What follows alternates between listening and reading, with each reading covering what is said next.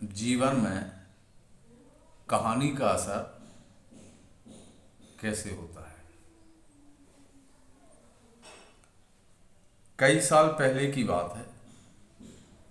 Mister Sapru Etawah में deputy collector बनकर आए। एक दिन एक विचित्र घटना घटी। सप्रू जी भोजन करके पलंग पर लेटे हुए थे। रात के 10 बजे का समय था। मनोहर नाई चरण सेवा कर रहा था। सप्रू, मनोहर कोई कहानी सुनाओ। सप्रू जी बोले, मनोहर कोई कहानी सुनाओ। तो मनोहर, आपको मैं क्या सुना सकता हूं? आपने हजारों किताबें पढ़ी हैं और लाखों कहानियां सुनी हैं। आप रोज जो मुकदमे करते हैं वे सब कहानियां ही तो हैं। आप कुछ कहें और मैं सुनूं। सप्रू जी, नहीं मनोहर, तुम्हारी कोई कहानी कहो। तुम ही कोई कहानी कहो।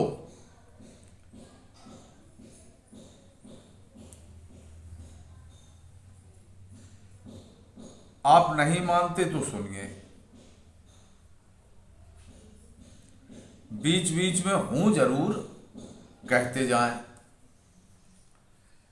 नहीं तो आप सो जाएं और मैं कहता रहूं। अच्छा अच्छा, ठीक है ठीक है।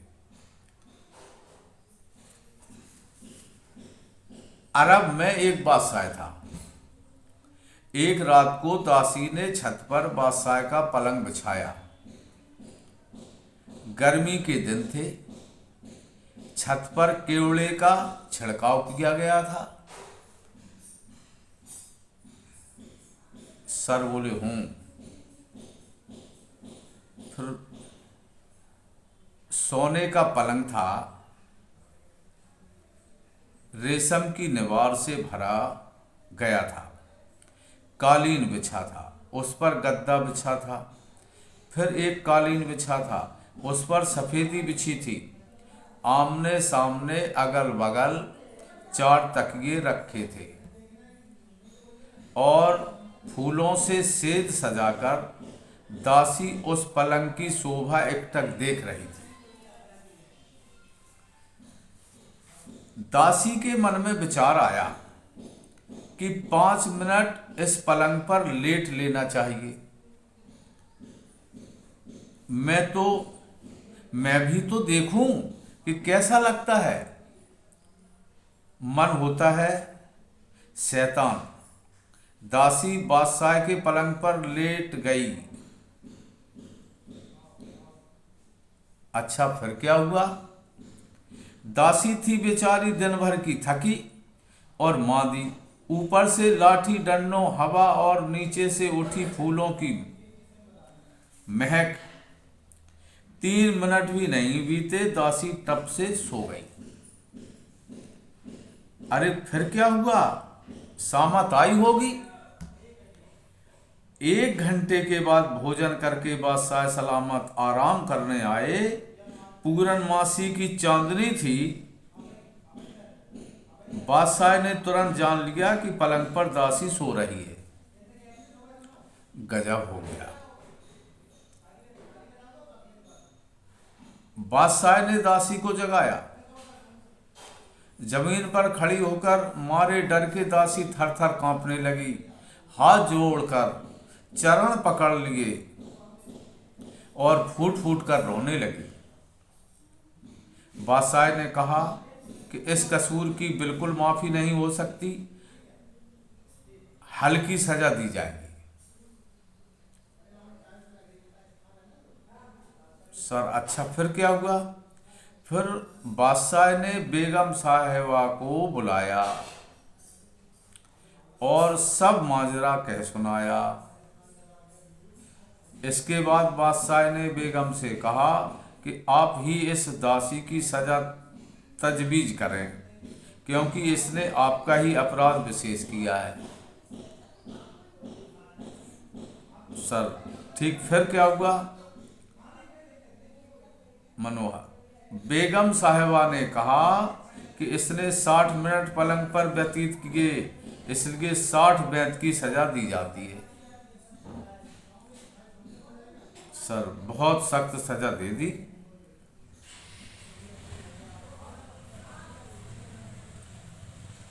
हाँ,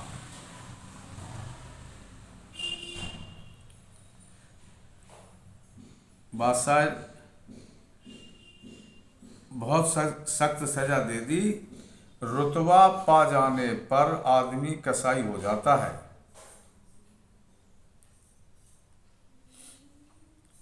हाँ, आगे चलो।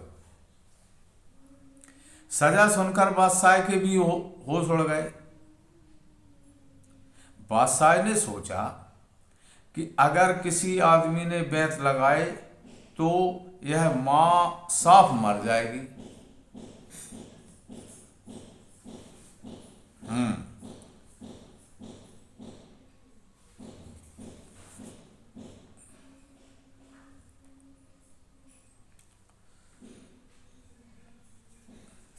साफ मर जाएगी। मनोहर, तब तक बेगम साहिबा ने खुद ही कहा कि बेंत में ही लगाऊंगी। खूंटी पर से चमड़े का बेंत उठाकर बेगम साहिबा ने 4-5 हाथ करारे जमा दिए। बेचारी दासी रोती हुई गिर पड़ी। उसके बाद बेगम साहिबा थक गई। औरत की जात मुलायम होती है। सर बोले हूँ। मनोहर, बादशाह 1 2 3 4 5 कहकर गिनती गिनने लगे।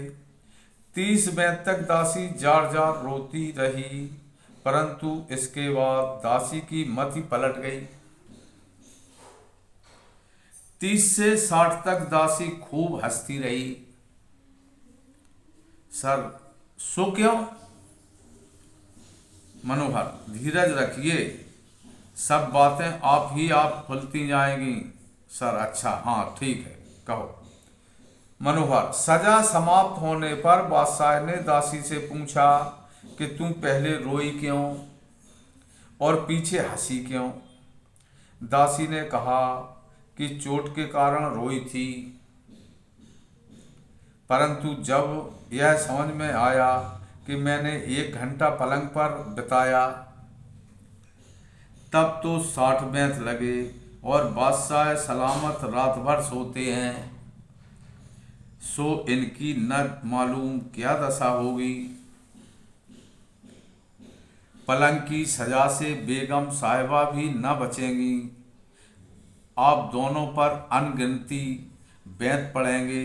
अतः यह सोचकर मैं हंसी कि सजा देने वालों को अपनी सजा की खबर ही नहीं है। जिस तरह से पलंग पर मुझे तोता, जिस तरह से पलंग पर मुझे सोता देखा क्रोधित हुए, उसी तरह आपको पलंग पर सोता देख खुदा गुस्सा होता है। मेरे हंसने का यही कारण है। इतना सुनते ही बादशाह की बुद्धि बदल गई। बादशाह ने ताज फेंक दिया।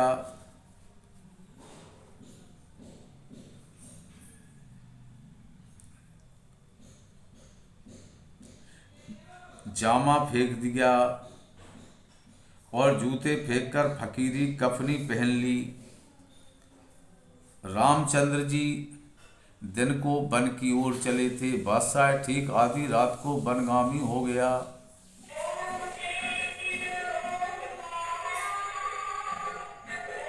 सर वाह वाह है। मनोहर, अंग्रेजी में क्या मुझे गाली देने लगे? सर नहीं मनोहर, तुमने बहुत अच्छा किस्सा कहा, किंतु अब इसको भी इस पलंग से उतरना चाहिए। इतना कहकर वह पलंग से उतर पड़े और पृथ्वी पर कंबल बिछाकर लेट गए। शहर भर में खबर फैल गई कि first class magistrate mister Sapru 550 मासिक पर लात मारकर फकीर हो गए। बंगले के द्वार पर एक इमली के नीचे एक कंबल पर डिप्टी कलेक्टर फकीरी बेस में बैठे हैं। बात की बात में अंग्रेज कलेक्टर साहब, सुपरडेंट पुलिस जिले के शेष 3 डिप्टी कलेक्टर और कोतवाल साहब घटना स्थल पर जा पहुंचे। कलेक्टर बेल, मिस्टर सप्रू, तुमको क्या हो गया? तुम कलेक्टरी के वास्ते नामजद हो गया है। तुमने यह इस्तीफा क्यों भेजा? हम तुम्हारा इस्तीफा मंजूर नहीं मांगता। सप्रू जी, अभी तक सरकार की नौकरी की, अब मालिक की नौकरी करूंगा। कलेक्टर, फकीरी करेगा? फकीरी 24 घंटे में 5 घंटा सरकारी काम करो और बाकी वक्त में फकीरी करो। तुम भी राम राम करना, हम भी राम राम करेगा। सप्रू जी, सजा देने वाले नहीं जानते हैं कि उनके लिए किस सजा की तजवीज हो रही है। इस बात ने मेरा कलेजा काट दिया। तहसील भरतना के डिप्टी कलेक्टर ने कलेक्टर से कहा, हुजूर, ज्ञान की बात कृपान की धारा यानी तलवार की तरह बात भी काट करती है। मेरा मझला भाई जिला बांदा में तहसीलदार था। एक रोज उसने देखा कि एक काले सांप ने एक मेंढक पकड़ा और निगल गया। भाई ने सोचा कि इसी तरह एक दिन मौत का सांप मुझे मेंढक को गटक जाएगा। उसी वक्त वह साधु हो गया। आज तक पता नहीं कि कहाँ है।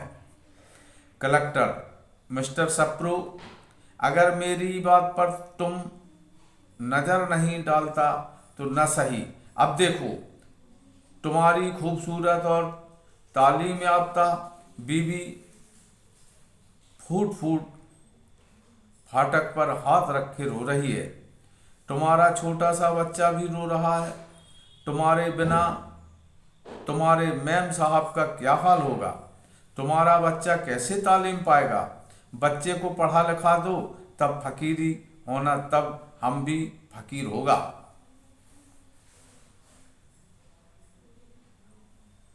सर, नहीं हुजूर, भूखी प्यासी थकी मांदी पब्लिक का पैसा वेतन के रूप में लेकर मैंने जो पलंगबाजी की है उसकी सजा मुझे जरूर मिलेगी।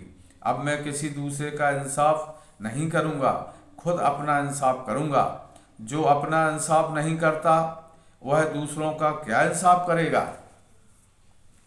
सबने समझाया पर सब व्यर्थ। लाचार होकर कलेक्टर साहब ने इस्तीफा ले लिया। मनोहर नाई छाती पीट पीट कर श्रीमती सप्रू जी के चरणों में लौट रहा था और कह रहा था कि मैंने नहीं जाना था कि कहानी में भी असर होता है, नहीं तो यह कहानी नहीं कहता। शहर इटावा के 1 मील दक्षिण में यमुना जी हैं। एक पक्के घाट पर भूतपूर्व डिप्टी कलेक्टर श्रीयुत सप्रू जी बैठे हैं। फटी कमली है और एक मोटा सोटा है।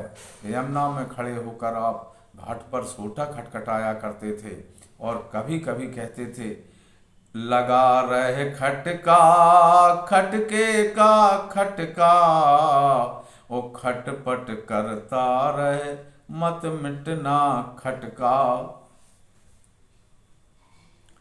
10 बजे के करीब झोली लेकर आप भिक्षा लेने शहर में जाते थे। पब्लिक उनको पहचानती तो थी ही, सभी चाहते थे कि आज हमारे द्वार पर आए। रोटी लेते थे।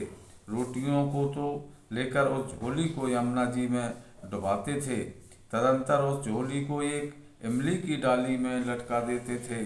4 बजे तक झोली लटकती रहती थी। फिर कुछ आप खाते और बाकी बंदरों को खिला देते थे। फटी कमली के सिवा कोई वस्त्र नहीं रखते थे। इस प्रकार इटावा के एक डिप्टी कलेक्टर ने इटावा में ही 12 साल घोर तपस्या की थी। खटखट करते रहने से पब्लिक उनको खटखटा बाबा कहने लगी। एक बार खटखटा बाबा ने भंडारा किया, घी की कमी पड़ गई,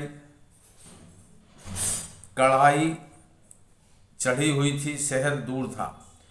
आपने एक चेला से कहा कि 2 कलसा यमुना जल लाकर कढ़ाई में डाल दो। वैसा ही किया गया। यमुना का जल घी बन गया, पूड़ी सेकी गई। एक बार कोई सिद्ध यमुना जी की बीच धारा में पद्मासन लगाए बैठा हुआ चला जा रहा था। खटखटा बाबा को देखकर कहा कि पानी पिला जाओ। बाबा जी भी लोटा में जल लेकर यमुना में स्थल की भांप चलने लगे। पानी पीकर महात्मा ने कहा, तुम भी सिद्ध हो गए। खटखटा बाबा की समाधि पर अब अनेक इमारतें बन गईं। समाधि का मंदिर और विद्यापीठ की इमारत दर्शनीय है। सहस्त्रों प्राचीन पुस्तकों का अपूर्व संग्रह किया गया। साल में एक बार मेला लगता है। भारत के विद्वानों, योगियों और पंडितों को निमंत्रण देकर बुलाया जाता है। खूब व्याख्यान होते हैं। खटखटा बाबा की समाधि इटावा का तीर्थ स्थान है। इटावा जिले का बच्चा बच्चा खटखटा बाबा के नाम से परिचित है। हे ईश सब सुखी हों, कोई न हो दुखारी। सब हों निरोग भगवन, धन धान के भंडारी। सब भद्र भाव देखें, सन्मार्ग के पथ के हों। दुखिया न कोई होवे, सृष्टि में प्राणधारी। हे ईश सब सुखी हों, कोई न हो दुखारी। लाइक करें, सब्सक्राइब करें। आप सबको हमारी शुभकामना, मंगल कामना। धन्यवाद।